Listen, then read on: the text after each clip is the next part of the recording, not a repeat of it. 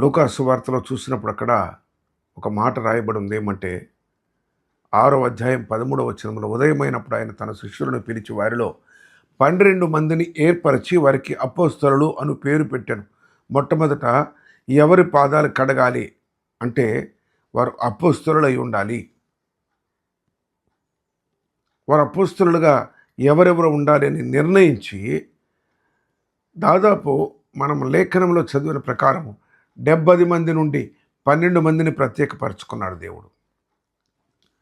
మనకు తెలుసు పేతురు, ఆంద్రేయ, యాకోబు, యోహాను, పిలుపు, బర్తలోమయి, మత్తయి, తోమా, అల్ఫయి కుమారుడైన యాకోబు, అలాగే జెలోతు అనబడిన సీమోను, యాకోబు సహోదరుడైన యూదా, అలాగే ఇస్కరియోతు యూదా 12 మందిని ప్రత్యేకపరచుకున్నాడు. ప్రక్క తీసుకొని అంటున్నాడు, మరి ఈ పాదములు కడిగాను కదా, మీకు ఏమర్థమైంది అన్నాడు. పాదములు కడుగుచుండుట మనము వేరే ఎపిసోడ్లో చూసాము. ఇది పాదములు కడిగిన తరువాత అనగా అపోస్తలులకు అపోస్తలత్వము అప్పగించుట, తన పరిచర్యను అప్పగించుట.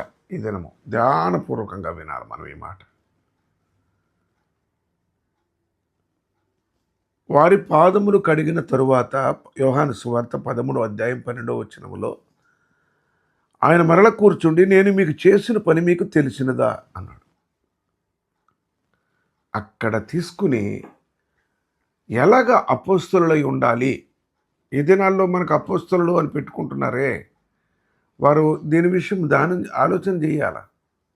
అపోస్తలులను పెడుతున్నారు, ప్రవక్తలను కూడా పెట్టుకుంటున్నారు. వారిని విమర్శించడం నా పని కాదు, కానీ ప్రభువు సిద్ధపరిచిన ఇచ్చిన అపోస్తలత్వము ఎలాంటిది చూద్దాం. ఈ ప్రశ్న అడిగిన తర్వాత ఏమన్నారంటే ఆయన, మీరు నన్ను బోధకుడు అని పిలుస్తున్నారు మంచిదే, కానీ మీరు బోధకులని పిలువబడవద్దు అన్నాడు అపోస్తలులు మొదట మాట. రెండో మాట ఏమన్నాడంటే యోహాను సువార్త 13వ అధ్యాయం 14వ వచనంలో నేను కడిగినట్టే మీరు ఒకరి పాదాలు ఒకరు కడగాలి అన్నాడు. అలాగే చూస్తే 15వ వచనంలో ఏమన్నాడు అంటే నేను మీకు ఏం చేశాను అవన్నీ మీరు చేయాలా, నేను మాదిరి చూపించడానికి ఇవన్నీ చేస్తున్నా. ఇదేంటి ప్రభా, ఇవి మేము ఎలా చేస్తాము అంటే ఆయన 16వ వచనంలో అంటాడు, దాసుడు తన యజమానుని కంటే గొప్పవాడు కాదు.